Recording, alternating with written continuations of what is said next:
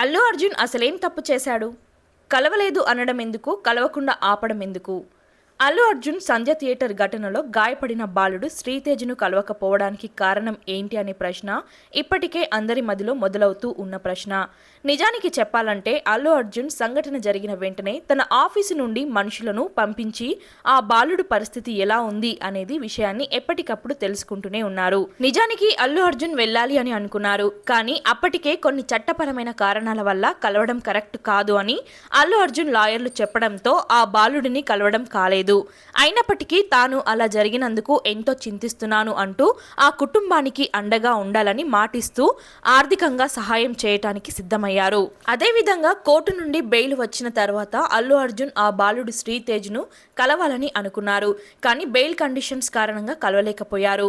అంతేకాక ఆయన కిమ్స్ హాస్పిటల్స్కు వస్తే అటు సిబ్బందికి అలాగే ఇతర పేషెంట్స్కి ఇబ్బంది వాతావరణం ఏర్పడే అవకాశాలు ఉన్నాయని, ఒకవేళ ఎటువంటి ఇబ్బందులు అయినా కలిగితే దానికి పూర్తిగా అల్లు అర్జున్ కారకులు అంటూ కిమ్స్ నుండి ఆయనకు నోటీసు పంపడం జరిగింది. అలాగే కిమ్స్ హాస్పిటల్లో ఉన్న పోలీస్ స్టేషన్ పరిధిలో ఉంది. వారికి సెక్యూరిటీ విషయమైన వారికి పర్మిషన్ ఉండాలంటూ వెళ్లడం జరిగింది.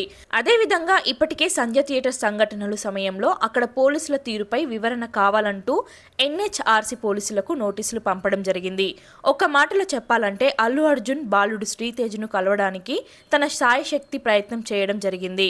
కానీ కోర్టు పెట్టిన కండిషన్స్కు గౌరవం ఇస్తూ పరిస్థితుల ప్రభావం వల్ల మాత్రమే అల్లు అర్జున్ ఇప్పటి వరకు ఆ బాలుడిని కలవలేకపోయారు.